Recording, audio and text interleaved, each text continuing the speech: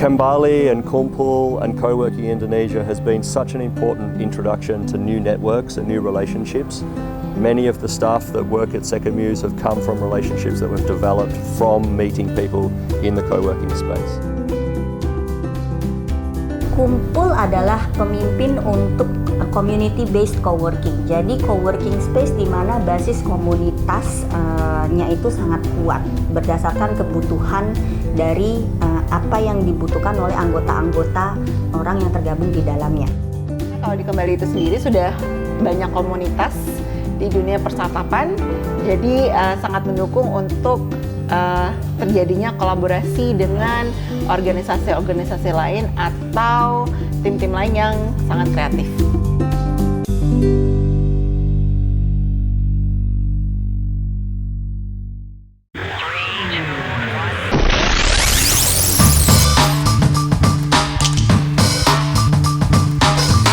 Halo semuanya, selamat pagi, siang, sore, malam buat semuanya yang ada di layar kaca. Tergantung kapan teman-teman nontonnya. Benar. Iya. Kalau di sini sih hari Jumat, Good Friday, dan siang. Good Friday. Match banget nih. Jadi selamat datang di program perdana kita, yaitu Kembali Podcast Kempos. Jadi ini tuh sebenarnya apa sih? Iya, itu program apa nih? Nah, jadi sebenarnya ini adalah program yang keren banget, kolaborasi dari Kembali Innovation Hub, co-working space ini dengan Temu Ilmu. Oke. Dan kita akan bahas banyak banget permasalahan tentang startup dan Banyak juga, banget. banyak banget. Emang banyak ya? Banyak banget. Banyak banget emang rencananya.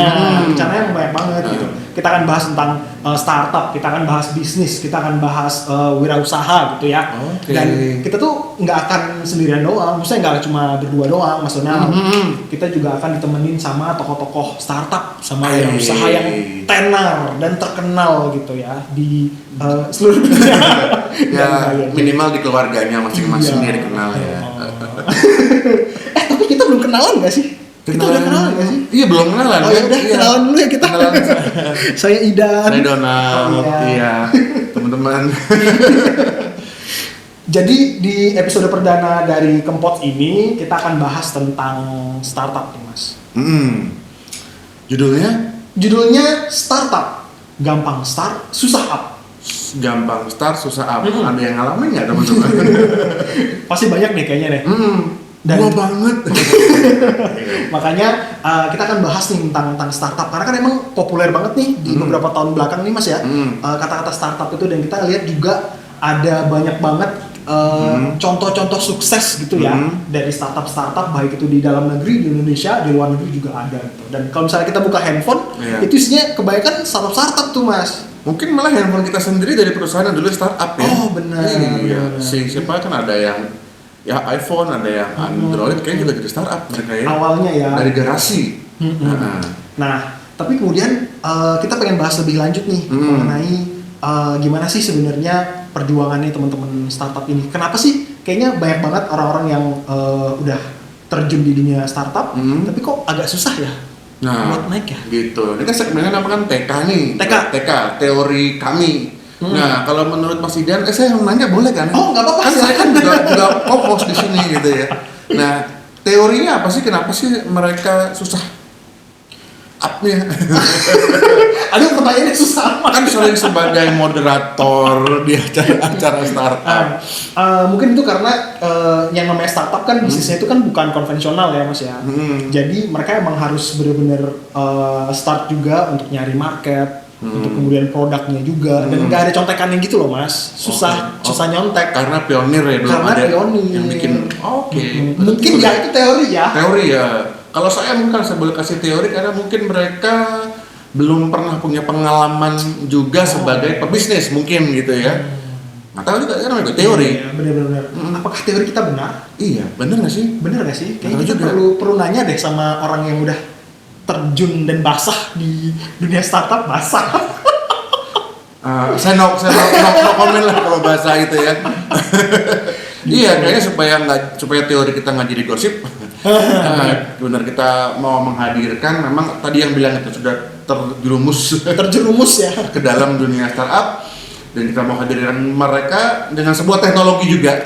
Teknologi, jadi kita punya teknologi di kembali ini. Yes. Cuman tinggal tepuk tangan mereka ada. Langsung teleport gitu Langsung ya. teleport. Di tengah-tengah kita cukup ya. sekali prok, maka saya nggak berani nih. Oh iya, Mereka bisa hadir soalnya. Wow. Nah, kita coba ya. Yuk. Dengan tangan 1, 2, 3. Oh wow. Apa yang terjadi ya? Oh tidak, Kalian Kenapa start kita dari di sini mana? ya? saya start dari up. Wow, Oke, luar biasa selamat teknologi di datang. sini ya. Teknologi teleport ternyata sudah dikembangkan Sudah kembali, luar dikembangkan biasa. oleh kita. Iya, sudah dikembangkan. Sudah Kan dikembangkan, iya. berkembang ya. Oke, selamat Terima kasih. datang di Terima Kembali kasih, Innovation Hub. terima kasih. Selamat datang juga di Kempot, Kembali Terima kasih. Podcast. Terima kasih sudah diundang. Iya.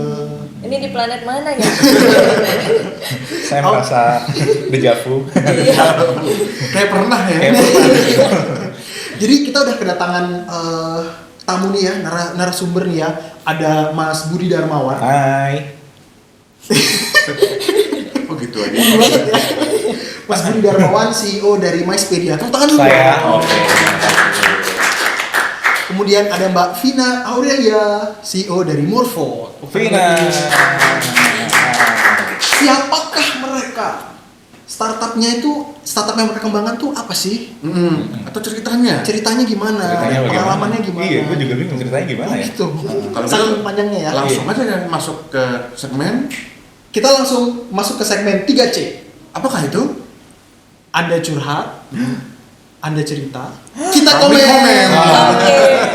Kok enak? Tanpa solusi. Tanpa solusi Iya. ya.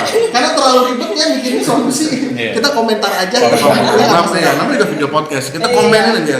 Tapi komen kita itu mengandung makna, makna dan makna. Galau. Silakan. Oke. Ya, kita pengen Ladies tahu first. mungkin dari Mbak Vina Oke. dulu ya. Vina. Karena Iya. jangan deh dari canda ya Mas ya. Ya, halo teman-teman. Saya Vina, CEO dari Morpho. Ya, CEO bukan berarti keren karena semua startup itu foundernya jadi CEO rata-rata. Jadi Morpho itu aplikasi belajar untuk anak SD, primary school. Dan dengan aplikasi belajar ini kita harap anak-anak bisa belajar dengan senang, lebih engaging. Yeay. Luar biasa ya Morpho ya. Udah hafal. Karena kebiasaan melakukan pitching ya. Iya. Kalau lagi pitch deck berarti begitu Iya. hafalannya ya. Iya. Udah di luar kepala ya. 100 kali kayak gitu. Teman-teman juga mungkin ngerasain ya pitch deck 30 second, 1 menit, 3 menit semua harus siap. Kalau lagi di jalan terus tiba-tiba ditepok orang dari belakang, Mbak, Morpho itu apa? Jawabnya gitu ya. Di luar kepala. Oke. Oke. Kemudian Mas Oke, Budi silakan. saya dengan Budi, founder dari MySpedia. MySpedia adalah itu adalah singkatan dari Meeting, Incentive, Conference, dan Exhibition. Kecepatan Mas. Meeting. Saya catat dulu.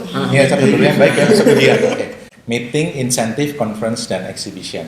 Ya, jadi ini startup yang kami dirikan ini berhubungan dengan events. Ya, karena kita sebagai orang yang terjun di dalam dunia events itu mengalami banyak kesulitan, terutama mencari produk-produk yang berkaitan dengan event. Salah satunya kayak venue, transport, equipment. Kadang-kadang kita juga susah nyari talent.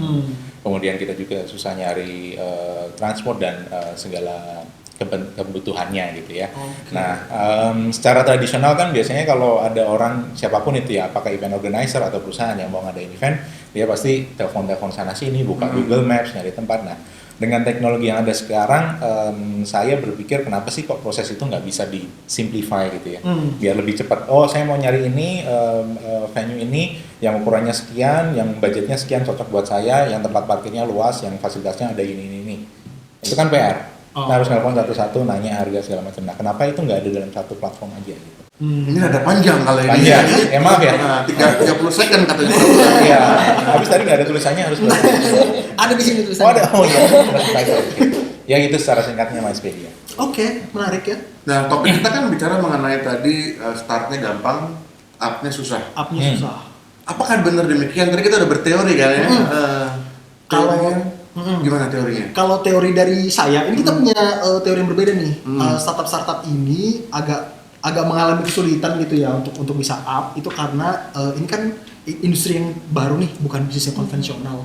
Jadi butuh banyak inovasi, butuh banyak kreativitas gitu ya yang founder-foundernya sama orang-orang itu perlu lakukan gitu untuk mengembangkan startup mereka. Kalau pengalamannya Morpho gimana? Boleh diceritain nggak prosesnya? Oh, teori saya yang ditanya. Oh iya, oke. Oh, kamu punya teori juga ya? Saya pulang deh. Pintunya di sana, Mas. Jadi Kalau gimana menurut- Mas? Oh, udah.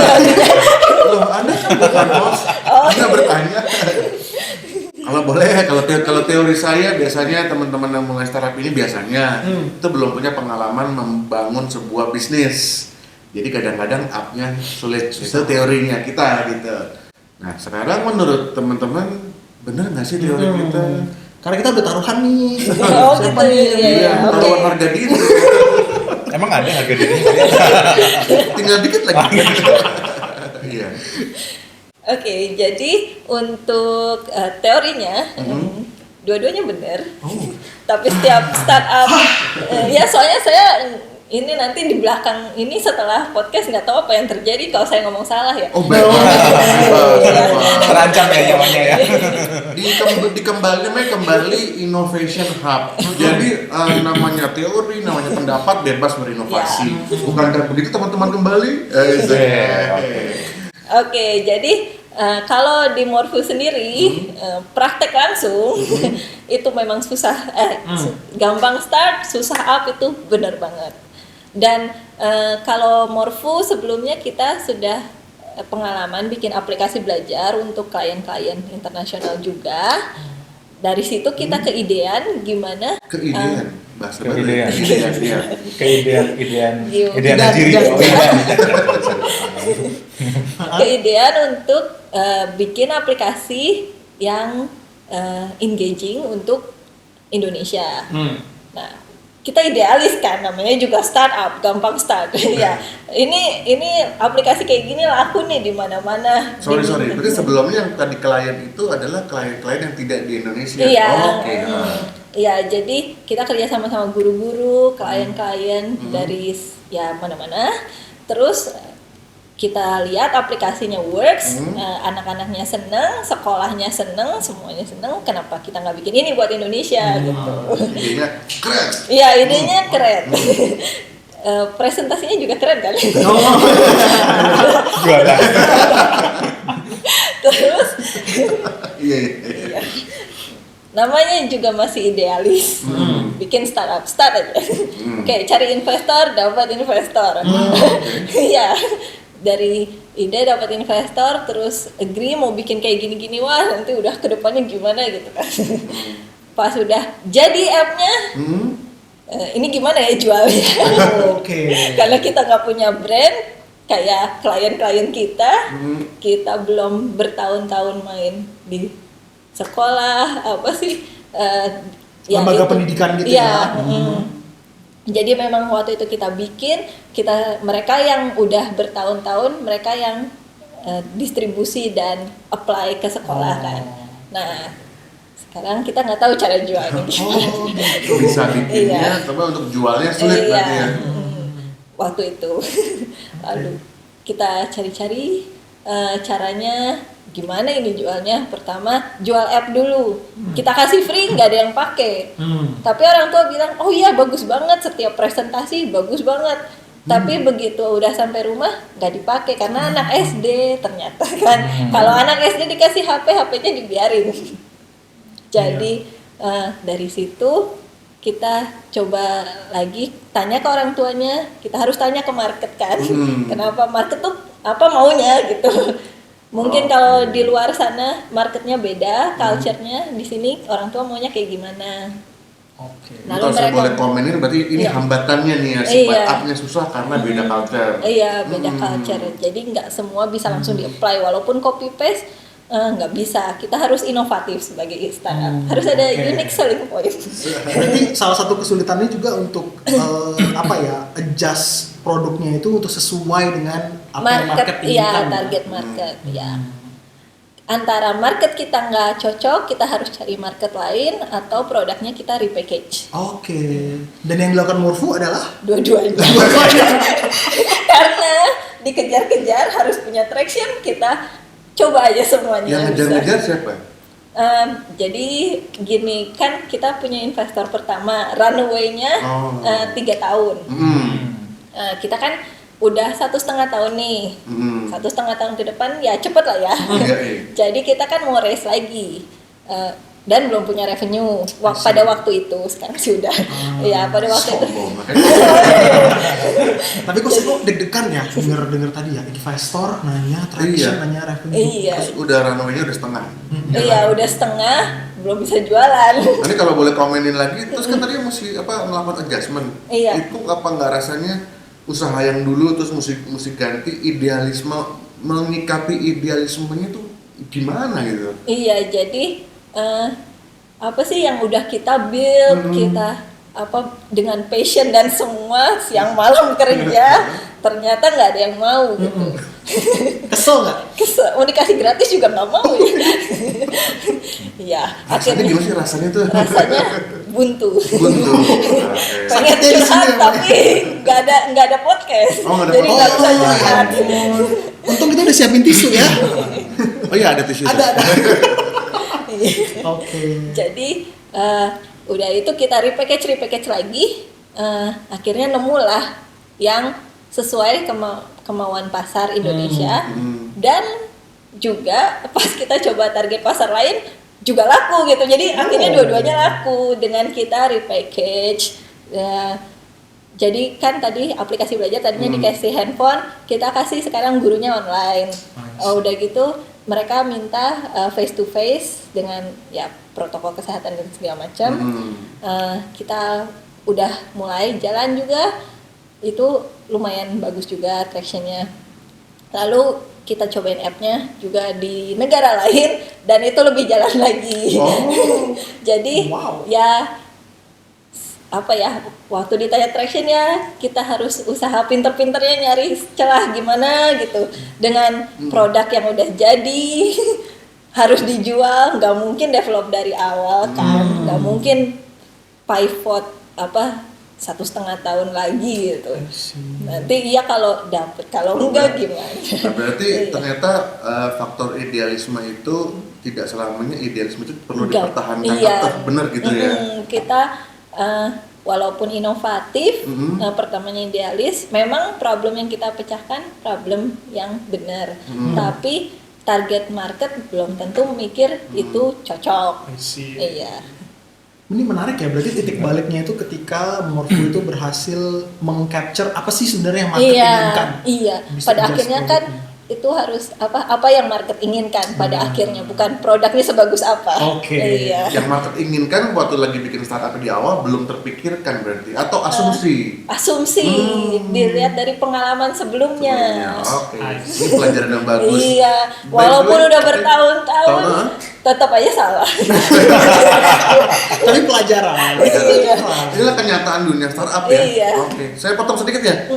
Tamu nggak dikasih minum. Nggak apa-apa. Haus. Iya, ini dari tuan rumah dari kembali. Iya, memang agak. Adakah boleh mungkin minuman yang diambil? Minumnya teleport juga nggak? Janganlah ngedit. Teleportnya dilempar. Ngeditnya sulit. Terima kasih. Terbang ya. Terima kasih. Aduh, Mbak Bunga, terima Kasih, kasih ya. Terima kasih. Oke. Mas Donald, silakan. Udah jadi pembela ya. Iya. Ini Nggak masalah kok. Ini terima kasih yang udah kasih minum ya. Bukan sponsor ya.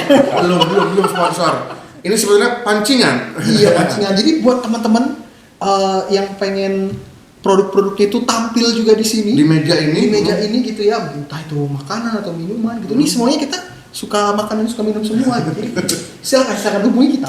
Ya, hubungi kembali. Tanya kalau mau support podcast ini gimana. Dan awal-awal mungkin masih free kali ya.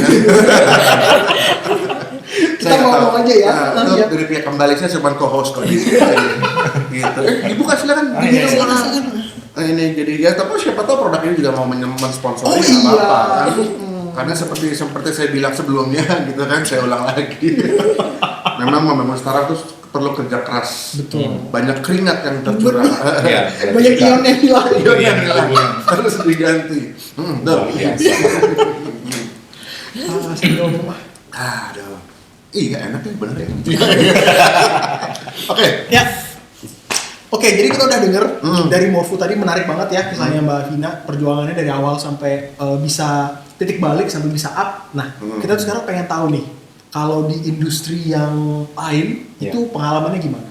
Kalau Mas Budi gimana, Mas? Terima kasih Mas Budi untuk Terima waktunya. kasih. Oke. Ya, itu aja yang bisa saya sampaikan. Oh iya, terima kasih banyak, luar biasa, inspiratif sekali ya. Kalau teman-teman tadi nggak bisa dengar mungkin karena itu tadi ada sedikit kendala teknis. Nggak apa-apa. Nanti kita private aja ya.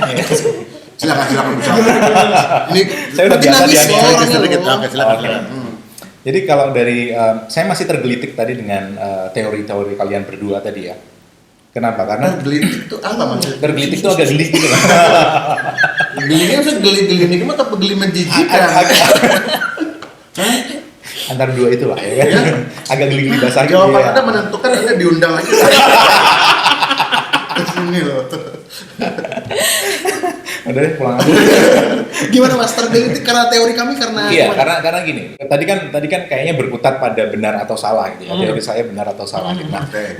pengalaman di dalam, jadi saya sambungin nih. Ya. Pengalaman dalam dunia startup, salah dan benar itu benar-benar relatif sekali ya. Oh. Jadi kita tergantung dari point of view kita melihatnya dari mana. Kalau dalam startup memang di situ akan terjadi banyak kesalahan karena tadi lagi-lagi ini adalah inovasi yang baru, produk yang baru, belum punya pengalaman. Pasti akan terjadi banyak kesalahan di sana. Jadi hal wajar lah gitu. Hal wajar, kesalahan ya? itu adalah hal yang wajar. Tapi bagaimana kita bisa mengantisipasi atau menghadapi kesalahan-kesalahan yang terjadi itu? Disitulah perlunya idealisme sebenarnya. Oke, benar. Iya. Nah, karena kenapa? Idealisme tergantung kita idealismenya seperti apa. Kalau kita idealisme bikin produk ini satu mau nggak mau pakai nggak pakai enggak, itu kan idealisme yang kaku banget kan. Tapi kalau idealisme kita luas misalnya, contoh lah katakanlah, kalau dari kami di MySpedia idealisme kami adalah to make life simpler gitu, mempermudah sebuah proses gitu. Nah, kalau kita sudah idealisme kita adalah mempermudah sebuah proses, maka apakah itu nanti diterima atau bisa dipakai atau tidak itu tidak relevan.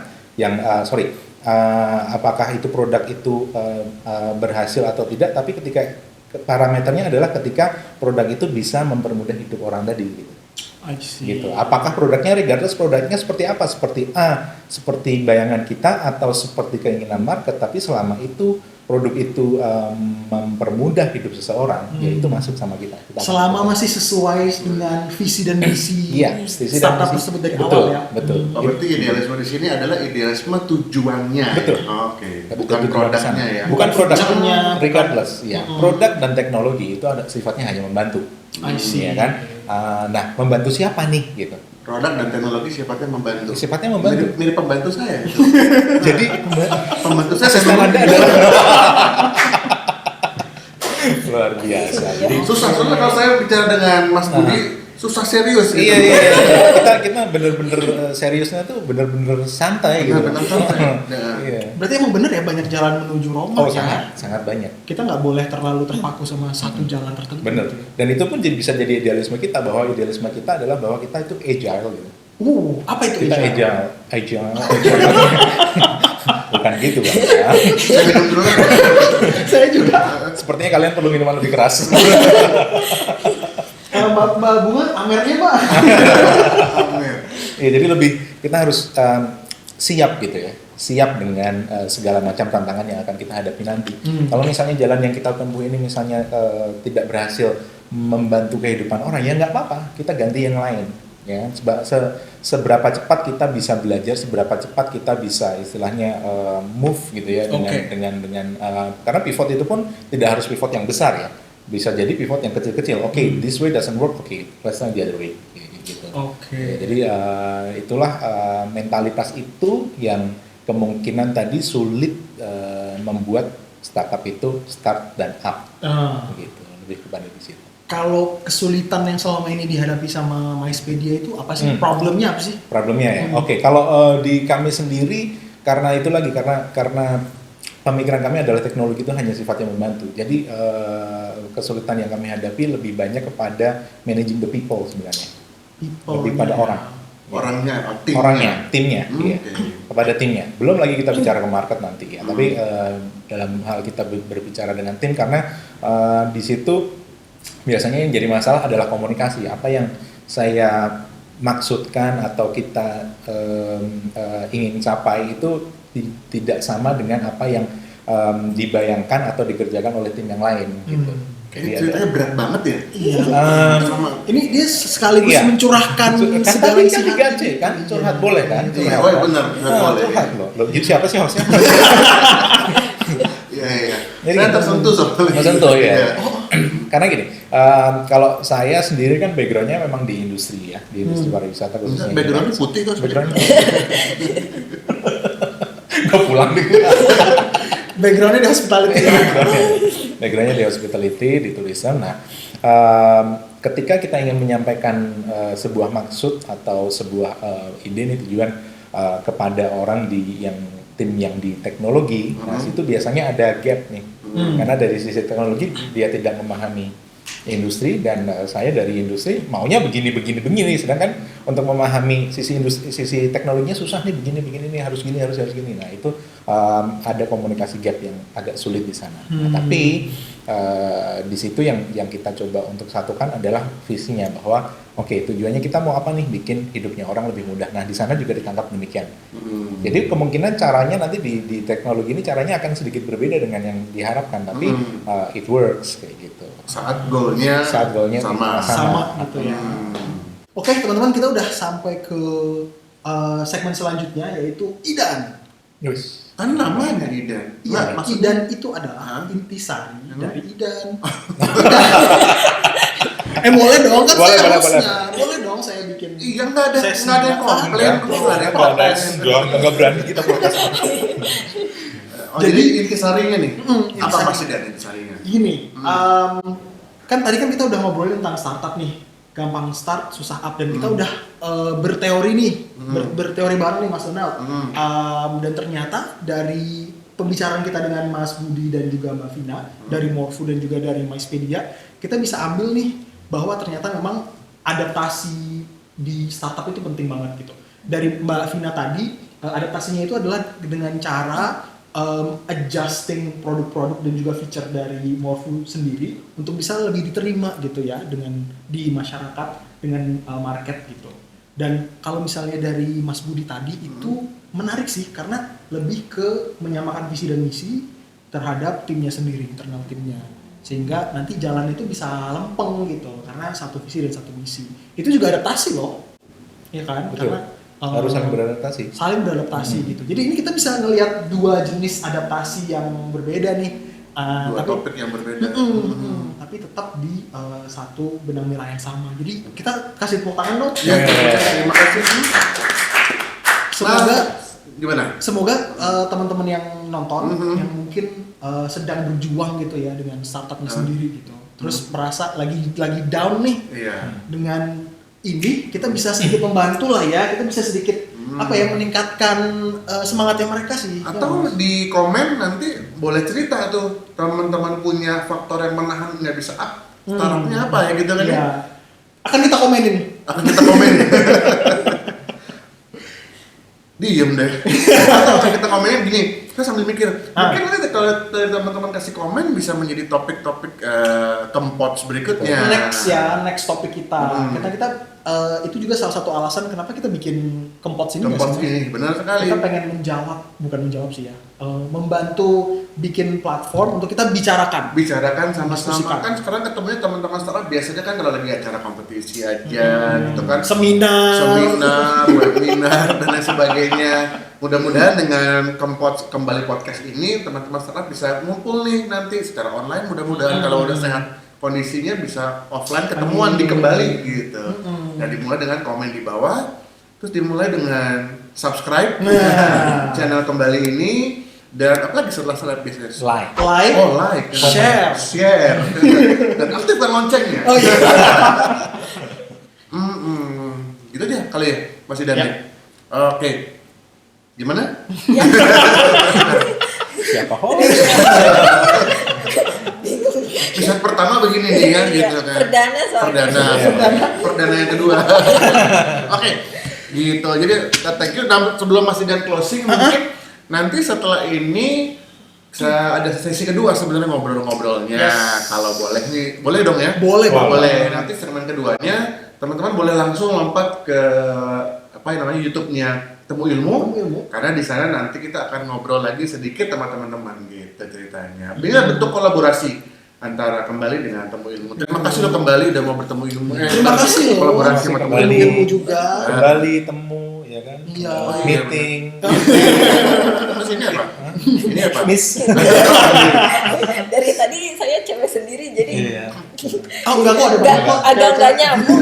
Yang nonton itu jangan lihat di balkon di atas tuh banyak. Aja. Silakan Mas Didan. Oke, terima kasih kepada tentu saja Mas Budi Thank you. sama Mbak Vina, Mas Donald juga. Terima kasih juga kepada semua teman-teman yang nonton di sana di layar kaca sana, dimanapun kalian berada. Jangan lupa untuk selalu ikutin lagi kita karena di kesempatan berikutnya kita akan mengundang teman-teman yang berbeda juga, topik-topiknya berbeda juga, startupnya berbeda. Dan kemudian kita akan bahas hal-hal yang gak kalah seru dari hari ini. Siap. Jadi jangan lupa kayak tadi yang dibilang sama Mas Donald, jangan lupa subscribe, nge-like, share dan komen. Dan komen kami tunggu semua. Siap. Sampai jumpa di Kempots berikutnya. Bye bye.